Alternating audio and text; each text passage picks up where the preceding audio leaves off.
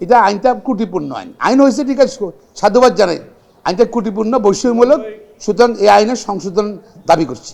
যারা সুপ্রিম কোর্টের মতো দেশের সাংবিধানিক পরিষদে আসতে চায় বিচারপতি হিসাবে সেন্সিটিভ জায়গায়, তাদেরকে অসম্মান করে হলে আমি মনে করি। এখানে আসবে যারা যেসব লয়াররা প্র্যাকটিস নাই, বেকার, চাকরি খুঁজতেছে, তারা দরখাস্ত দিয়ে আসবে। এটা এটা বাদ দেওয়া উচিত, আমি মনে করি সংশোধন করা উচিত। আর যে আইনটা দেখলাম সেটা সম্পূর্ণ বৈষম্যমূলক, আমি এটা সংশোধন চাচ্ছি, দাবি করছি। কি কারণে? এই আইনে যে প্রতিনিধিরা আছে, কমিটির সদস্য আছে, সেগুলো বোধহয় সম্পূর্ণ বৈষম্যমূলক। সংবিধানে বিচারক নিয়োগের দুইটা কোয়ালিফিকেশন আছে। সে সুপ্রিম কোর্টের একজন আইনজীবী হতে হবে, কমপক্ষে 10 বছর প্র্যাকটিস থাকতে হবে। আর বিচারক হিসাবে যারা বিচারক, তাদের একটা সমপরিমাণ প্র্যাকটিস থাকতে হবে, মানে পেশায় চাকরি থাকতে হবে। এবং বরাবরই কিন্তু এভাবে হচ্ছিল, তবে সেটা কোনো আইনের মাধ্যমে নয়, তবদির চিরকুটের মাধ্যমে উচ্চ আদালতের বিচার নিয়োগ হচ্ছিল। আমরা দাবি করেছিলাম যে সুপ্রিম কোর্টের একজন বিচারক হতে হবে, তিনি হবেন মেধাবী, সাহসী, সৎ এবং ব্যক্তিত্ব সম্পন্ন। কিন্তু আইনে আমাদের হতাশ করেছে।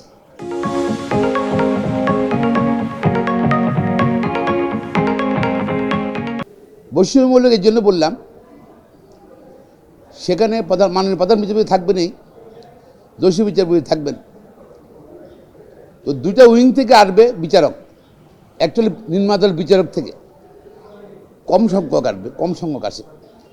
সেখানে তাদেরকে প্রতিনিধিত্ব করার জন্য, তাদের প্রতিনিধি হিসাবে নিম্ন আদালত বিচারকরা যারা হাইকোর্টের বিচারপতি হয়েছেন, তার মধ্যে সবচেয়ে বয়োজ্যেষ্ঠ তিনি সদস্য থাকবেন। অর্থাৎ নিম্ন আদালত বিচারককে প্রতিনিধিত্ব করার জন্য এখানে আইনে তাদের একটা প্রতিনিধি আছে। আর মেজরিটি অ্যাপয়েন্টমেন্ট হয় কিন্তু আইনজীবী থেকে, সেখানে কোনো প্রতিনিধি নাই। এটা সমগ্র শুধু আমাকে না, দেখি সকল আইনজীবীকে হতাশ করেছে। তাহলে আইনটা করলো কে? আইন মন্ত্রণালয়, দাব করলো আইন মন্ত্রণালয়। এবং আমাদের প্রভাব যে এই আইনে ছিল, আইন প্রণয়নে ছিল স্পষ্ট। সুপ্রিম কোর্টের বিচারপতি নিয়োগ করবেন আইনজীবী থেকে, সুপ্রিম কোর্ট বা আইনজীবীদের কোনো বা বার কাউন্সিলের কোনো প্রতিনিধি থাকবে না। আর নিম্ন আদালতের বিচারকরা যারা, তাদের প্রতিনিধি এখানে থাকবে, বিশ্বাস করা যায়? এবং এটা আমাদের আইন উপদেষ্টা বা সরকার যে এই কেন যে ওনারা ইচ্ছে করে বাদ দিচ্ছেন, তাইলে কি আইনজীবীদের যারা প্র্যাকটিস করে না, 20 বছর প্র্যাকটিস করে না, তারা বিচারপতি হয়ে গেছে?